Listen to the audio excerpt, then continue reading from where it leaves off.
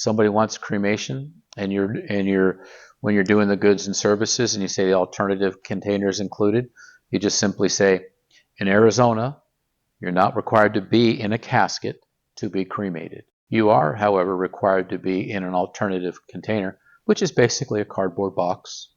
And that's for the protection of the people doing the cremations, because they're handling bodies all day. Nobody argues. They won't get in any argument. If a person is cremated, they're still going to go into a cemetery. Mm-hmm. They still need an urn, a different type of urn that would accommodate the burial. And I'm saying that because my husband was cremated, and I buried him in the family cemetery in Morenci. They required that I had an alternative container that wasn't cardboard. It was specifically. Okay, so you're talking two different things. Okay, this is good because you'll run into this. The alternative container is what you are cremated in.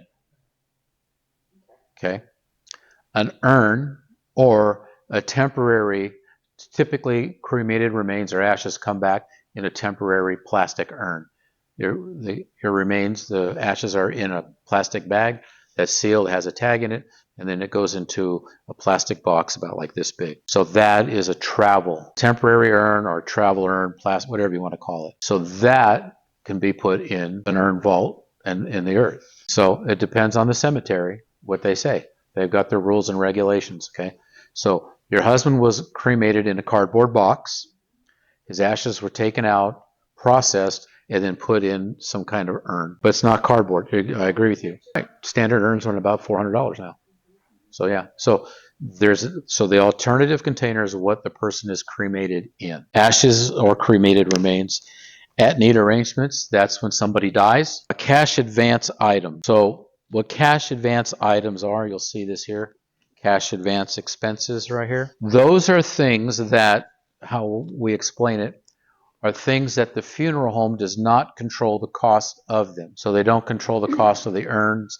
They don't control the cost of flag cases. Things like they don't control the cost of register books, anything that you could buy at a stationery store. Okay? They have to go and buy those. Now, then don't worry about, well, they don't produce caskets either, because the caskets are always going to be guaranteed. Doesn't matter. So cash advance items, those are miscellaneous final expenses. That would be like for death certificates, that kind of thing. When we go on step 4, I'll go in deeper in that. I'm just going to go over them. There is an error on this page 1 here. This is a picture of a rental casket. So that's a rental casket. Okay. And as you can see, there's like a little box. It opens on the end. It opens on the end. The insert goes in. They close it. Then they put all the bedding out. People are laying in that box.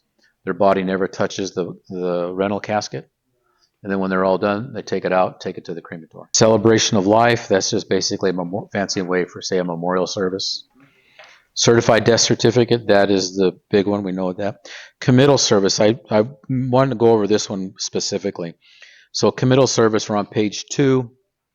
The final portion of the funeral service is usually conducted at a gravesite or a chapel at the cemetery. If you're in a civilian cemetery, yes. If you're working with a veteran at the national cemetery, this is what a veteran gets, a committal service.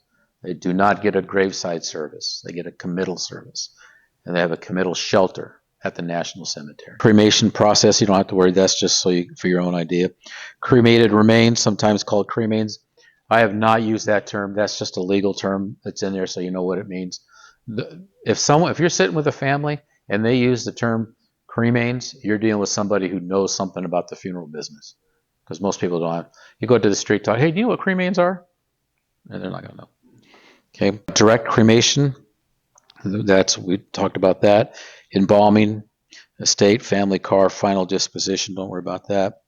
That final disposition is going to be either burial or cremation. Okay, a flower car. Typically, it's an air-conditioned vehicle with flowers in it. Forwarding of remains. That's when a body is shipped, or cremated, or ashes are shipped from one location to another. If you're sitting with somebody and they say, well, I got a cemetery in Ohio that I want to be buried in, and their home base is here, you're looking at about $3,000 to $6,000 extra. All funeral homes have a fee for that. forwarding of remains. And then the receiving funeral home has a fee for receiving remains. In Phoenix, right, it's somewhere, depending on the funeral home, for family-run funeral homes, anywhere from $1,800 to $5,000, depending on what funeral home you use. And then on the other side, depends on where they're at in the country. The FTC rule or funeral rule. I suggest you Google that and get up to speed on that. The funeral rule is what dictates how we conduct ourselves with people. So for instance, like the general price list like you talked about, when we get to the general price list, you are required to leave a general price list. Not only are you required to leave a general price list, you're required to leave the Arizona information about funerals also. Either one of those, you don't do that, either one of those you can get fined or lose your license. That should that takes away your ability to make money. Okay, a fully paid funeral plan, that would be basically a paid up funeral prearranged. They pay 100%. Everybody knows what a funeral is, funeral arrangements, funeral ceremony. A funeral coach, I like to use the term funeral coach now rather than hearse. On some of the goods and services applications, it'll say hearse. When you're talking with somebody, use the word funeral coach. Funeral coach, hearse, the same thing. Funeral director, that's the person at the funeral home. Funeral goods, we'll go over that. Funeral providers, the funeral home. Funeral services, that's pretty simple. Graveside service, when you're sitting with somebody, if you're talking with veterans and they talk about graveside service, most people think this, into the earth.